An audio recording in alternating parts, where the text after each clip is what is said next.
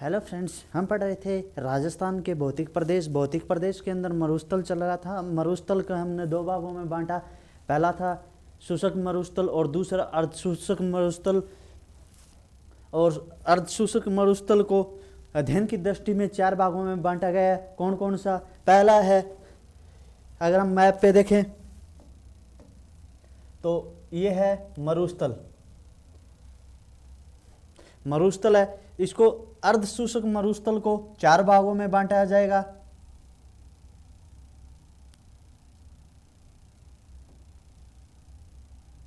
एक भाग, दो भाग और तीन भाग।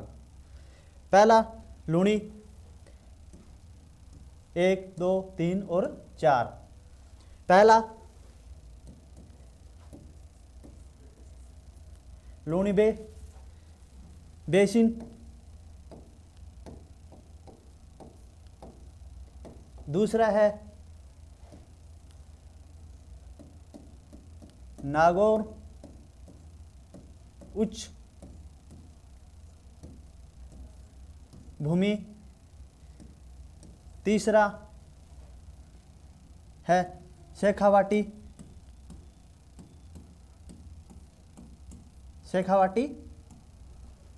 अंतप्रवाह, और चौथा घग्गर बेसिन। क्या अर्धशुष्क मरुस्थल या बागड़ प्रदेश को चार भागों में बांटा गया है। पहला है लूणी बेसिन, दूसरा नागौर उच्च भूमि, तीसरा शेखावाटी अंतरप्रवाह और चौथा घग्गर बेसिन। अगर हम बात करें पहला लूणी बेसिन की, इसके अंदर क्या होगा कि लूणी व उसकी सहायक नदियां, क्या लूणी और उसकी सहायक नदियों का अपवा क्षेत्र में, जैसे जालोर व सिवाना की ग्रेनाइट पहाड़ियां हैं, उनको क्या कहते हैं? गोंडवाना क्षेत्र। उसके अंदर ये जो क्षेत्र है वो लूणी बेसिन के अंदर आएगा। अगर इसके अंदर हम देखें तो दलदली, लवणीय पदार्थ और नेहड़ रन आएंगे। क्या? लूणी व उसकी सहायक नदियों के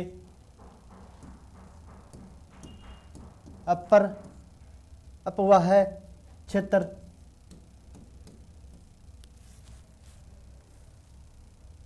को क्या कहा जाएगा? गोंडवाना प्रदेश या गोंडवाना क्षेत्र भी कह सकते हैं। इसके अंदर क्या होगा? जालोर व सिवाना की ग्रेनाइट पहाड़ियां, जालोर व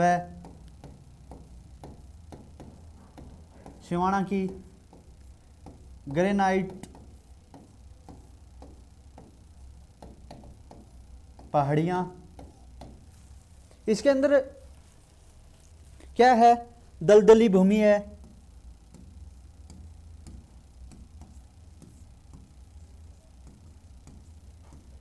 और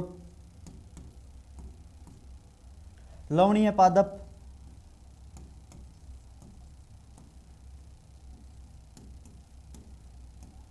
और नेहड़ रन। ये है इस बोध के अंदर, लूणी बेसिन के अंदर। जो लूणी बेसिन कौन सा है? ये लूणी बेसिन है। तो इसके अंदर क्या है? जालोर व सिवाना की ग्रेनाइट पहाड़ियां हैं।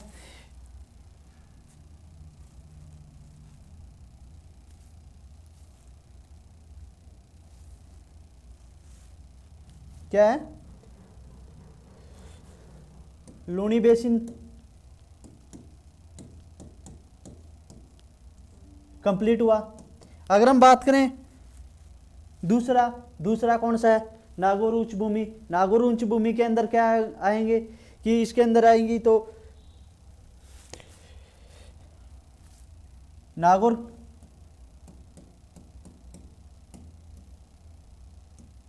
उच्च भूमि। 2 नंबर, नागौर उच्च भूमि की अगर बात करें तो सर्वाधिक खारे पानी की झीलें। पहला, सर्वाधिक खारे पानी की झीलें, सर्वाधिक खारे पानी की झीलें कहाँ है? तो नागौर के अंदर है। कहाँ है? नागौर के अंदर। एक और चीज है, कुब्बड़ पट्टी या बांका पट्टी। कुब्बड़ पट्टी या बांका पट्टी कहाँ स्थित है? तो वो है नागौर प्लस अजमेर। कहाँ? बांका या कुब्बड़ पट्टी कहाँ स्थित है? तो वो है नागौर प्लस अजमेर के अंदर। अगर हम देखें ना तो सबसे ज्यादा कहाँ है? अजमेर के नागौर के अंदर है। कुब्बड़ पट्टी कैसे?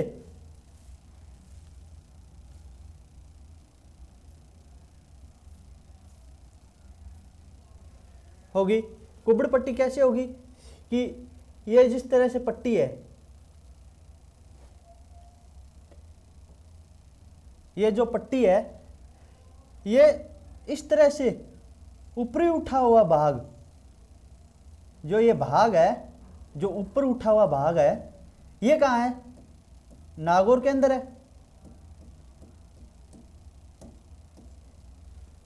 कहाँ? नागौर के अंदर है ये उठा हुआ भाग। अगर हम बात करें इसके अंदर किस चीज की सबसे ज्यादा मात्रा है, वो है फ्लोराइस की मात्रा अधिक है। यानी फ्लोराइस का मतलब सबसे ज्यादा यहां पर किसकी मात्रा है? नमक की मात्रा अधिक है। क्या? फ्लोराइस, नमक की मात्रा यहां पे सबसे अधिक है। इसलिए ये हमारा ये भाग कंप्लीट हुआ। तीसरा भाग कौन सा था? तो तीसरा भाग था शेखावाटी अंतर प्रवाह।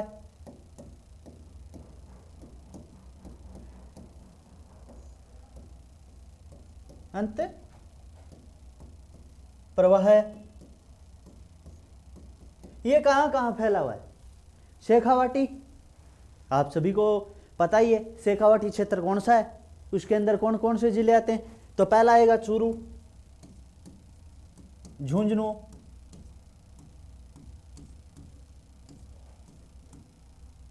सीकर, और कुछ भाग इसमें नागौर का भी लगता है। नागौर का कुछ भाग ही लगता है। शेखावाटी अंतर प्रवाह की हम बात करें तो इसके उत्तर में घग्गर बेसिन, घग्गर का मैदान, और पूर्व में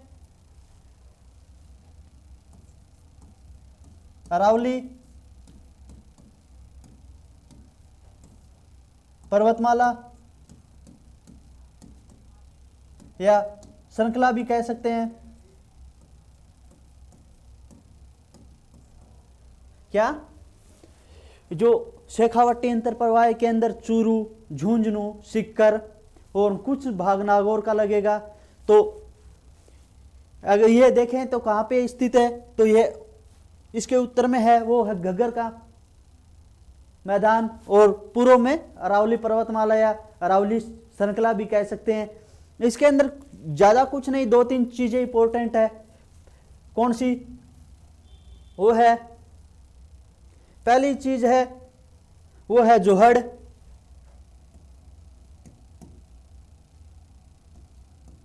जोहड़ क्या है? पानी के कच्चे कुएं।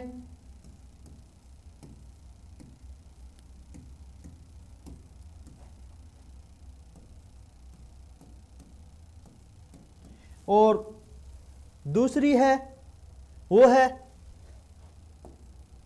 सर।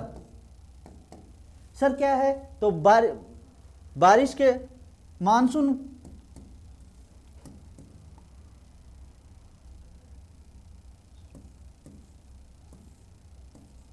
में जो क्या बनते हैं, तालाब बनते हैं। जैसे बारिश होगी तो जगह जगह छोटे छोटे तालाब बनेंगे, उन्हें क्या कहेंगे? सर। और तीसरी है वो है बीड। तो ये क्या है? बीड। बीड कहाँ है? शेखावाटी के अंदर। और बीहड़ कहाँ है? चंबल धौलपुर या चंबल का क्षेत्र भी कह सकते हैं। चंबल नदी के आर पार जो भी होंगे वो बीहड़ होंगे। और बीड़ की पूछ ले तो ये कहाँ है? ये है शेखावाटी के अंदर। और शेखावाटी के अंदर कहाँ है? और बीड़ क्या है? तो ये है चारागाह भूमि। और झुंझुनू के अंदर है। कहाँ? झुंझुनू के अंदर। अगर हम बात करें लास्ट और चौथा भाग, वो है घग्गर बेसिन। घग्गर बेसिन कहाँ स्थित है? तो वो घग्गर बेसिन है वो 2 जिलों में है, हनुमानगढ़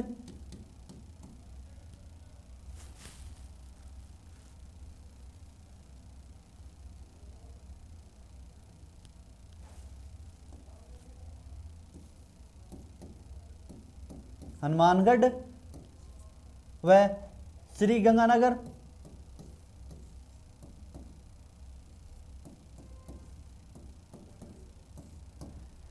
अगर हम बात करें तो घग्गर नदी है। घग्गर नदी को क्या कहा? नदी को किस नाम से भी जाना जाता है? तो वो मर्त नदी के नाम से भी जाना जाता है। मर्त नदी किस नाम से? घग्गर नदी को किस नाम से जाना जाता है? तो मर्त नदी के नाम से भी जाना जाता है। अगर हम बात करें यहां की मिट्टी कौन सी है? तो वो है चिकनी व उपजाऊ मिट्टी है। और इसके अंदर प्रकार कौन से होंगे? कौन से प्रकार होंगे मृदा के अंदर? तो बग्गी और काठी।